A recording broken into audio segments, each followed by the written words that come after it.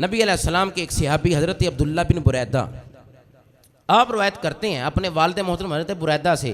वो कहते हैं जब हम हजूर की बारगाह में बैठते थे ना, ये अब अदब मुस्तफ़ा पहले कुरान से अब अहादीस से, हज़रत बुरैदा ने अपने बेटे हज़रत अब्दुल्ला से कहा, फरमाया ए बेटा तुझे पता है कि जब हम हजूर की बारगाह में 1,24,000 कम-ओ-बेश सहाबा बैठते थे तो किस तरह बैठते थे? साथ फरमाए किस तरह बैठते थे? फरमाया फलम नरफा रुऊसना इलैहि इज़ामन लहू, हम जब भी बैठते थे गर्दन झुका कर बैठते थे। अब बताओ जब वो सोने की बारगाह में आकर झुकते होंगे, जब वो सोने की बारगाह में आकर झुकते होंगे, असि इंज करिए ना सलातो सलाम पढ़िए, आंदा शिरक ही ओए, मैं क्या नहीं अदबे मुस्तफ़ा है। वो ऐसे चलते थे समझ लगता था लोग बैठे हैं, तो बताओ वो सोने की बारगाह में कितना झुकते होंगे। वो कहते हैं हम अपने सरों को, अबू बुरैदा कहते हैं, अब्दुल्ला बिन बुरैदा फरमाते हैं हम अपने सरों को हजूर की बारगाह में उठाते नहीं थे, हजूर की तज़ीम के लिए, हजूर की शान के लिए। क्यों? कि वो बारगाह वो है जिसका अदब रब ने सिखलाया है। दूसरी हदीस हज़रत अनस फरमाते हैं मैंने देखा कि एक दफ़ा हजूर हजाम के पास बैठे हुए थे और अपने बाल मुबारक तराश रहे थे। वो हजाम जो है हजूर के बाल मुबारक, मुँह मुबारक तराश रहा था, कट लगा रहा था, तराश रहा था, तो सहाबा आपके इर्द गिर्द घूम रहे थे। हज़रत अनस बिन मालिक फरमाते मैंने देखा, मैंने खुद देखा सहाबा इर्द गिर्द घूम रहे थे। तो जब देखा कि क्या कर रहे हैं, सहाबा अपनी हथेलियों को लेकर खड़े हैं, इर्द गिर्द घूम रहे हैं, किसी के हाथ में कोई बाल, किसी के हाथ में कोई बाल। उनकी तमन्ना और ख्वाहिश और आरजू ये थी कहीं हजूर के मुंह मुबारक ज़मीन पर ना गिर जाएं, ये हमारे हाथों में आने चाहिए। वो तो इतना अदब करते थे, फिर ज़ात का कितना अदब करते होंगे। उर्वा बिन मसूद सकाफी फरमाते हैं मैं कैसर किसरा के पास भी गया, मैंने जाकर अपनी कौम को बताया, नजाशी के पास भी गया, मैंने कहा तुम्हारे गुलाम, तुम्हारे मातहत लोग, तुम्हारे अफराद तुम्हारी क्या तज़ीम करते हैं। मैंने तो मुस्तफ़ा के गुलामों को देखा है, अगर वो वुज़ू करते हैं तो वुज़ू का पानी नीचे नहीं गिरने देते, अगर वो बाल तराशते हैं तो बाल नीचे नहीं गिरने देते मुँह मुबारक, वो तो इतना अदब करते हैं। अगर मुस्तफ़ा लुआब फेंकते हैं तो वो नीचे से गिरने नहीं देते, नीचे हाथ कर लेते हैं और जिस्म पर मलते हैं। जिन्हों नहीं मिलता लुआ मुबारक दूसरे सहाबी ते जिस्म ना मस कर दो ते ना द मुस्तफ़ा दा कर देने। लिहाजा ये अदब मुस्तफ़ा है, हमने जो भी सीखा है सहाबा से सीखा है।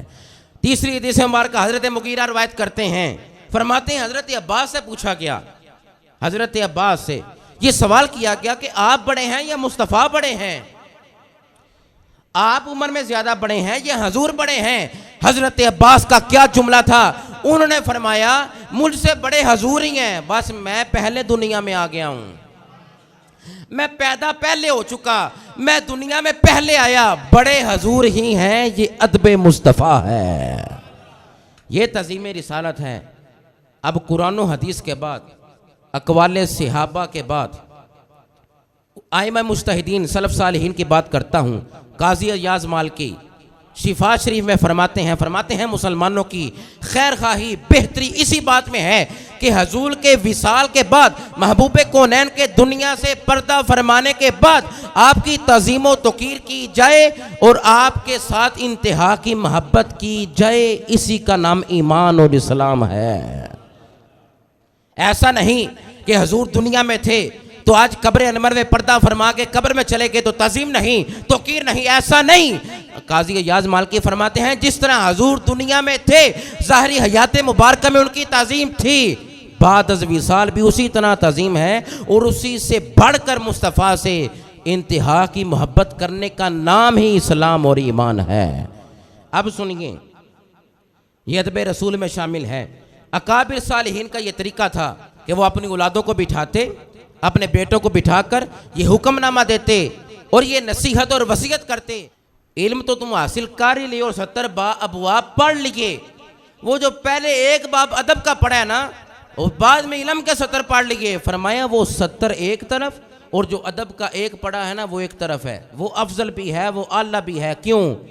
दीन इस्लाम सारे का सारा अदब पर है। सुनिए, इमाम मखलद फरमाते हैं अब्दुल्ला बिन मुबारक ने कहा हम हदीस हासिल करने के जितने मोहताज हैं ना, इससे कई ज़रा मोहताज हम इस चीज़ के हैं कि हम अदब सीखें। क्यों?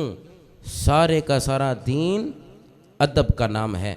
अजीज़ान ग्रामी कदर सुनिएगा, उलमा और सूफिया और सलफ़ सालिहीन का तरीका क्या रहा।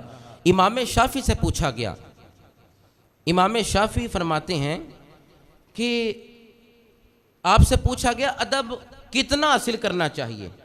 अब इमाम शाफ़ी फ़िक़्ह के इमाम हैं, हमारे इमाम साहब के शागिर्द हैं। ये तीनों इमाम जो है ना हमारे इमाम साहब के शागिर्द है, इमाम आज़म अबू हनीफा के, जिन्ना दे असी मुकल्लद हां। इमाम शाफ़ी से पूछा गया कि अदब कितना कुछ सीखना चाहिए, अदब हमें कितना सीखना चाहिए। उन्होंने फरमाया अगर कोई मुझे एक लफ्ज़ अदब का बोले ना, एक लफ्ज़, एक वर्ड, एक लफ्ज़ बोल दे सिर्फ अदब का, किसका? इल्म का नहीं, आप फ़िक़्ह दे इमाम ने। आप फरमाते हैं अगर कोई एक लफ्ज़ अदब का बोल दे तो मेरी ये तमन्ना और ख्वाहिश होगी कि मेरा सारा जिस्म उसको सुनने के लिए तड़प उठे। क्या मतलब? मतलब ये है कि कोई एक लफ्ज़ भी अदब का बोले तो मैं सिर्फ कन्ना ना सुना, मेरा सारा जिस्म तड़प उठे तो मैं उस अदब नूं सीख लवां। इतना ज़रूरी अदब सीखना। उलमा फरमाते हैं कि इबादत करके, उलमा फरमाते हैं नमाज़ें पढ़ के, उलमा का कौल है सखावतें करके, रियाजतें करके, नवाफिल पढ़ के, दुरूद और सलाम पढ़ के, उलमा का फैसला है बंदा जन्नत तक पहुंचता है। बात ठीक है। उलमा फरमाते हैं नवाफिल पढ़ के, इबादत करके, सोमो सलात की पाबंदी करके बंदा जन्नत को हासिल कर लेता है। मगर जब बंदा अदब सीख लेता है फिर अदब से उसे बारगाहे रब्बे लम यज़ल तक रसाई हो जाती है। अब वो खुदा की बारगाह तक पहुंच जाता है। कौन? इबादत वाला जन्नत तक पहुंचता है, नमाजें पढ़ने वाला जन्नत तक पहुंचता है, नवाफिल पढ़ने वाला जन्नत तक रसाई हासिल करता है। अजीज़ान ग्रामी कदर सुनो, जो अदब हासिल करके नमाज पढ़ता है वो बारगाह इलाही तक पहुंच जाता है।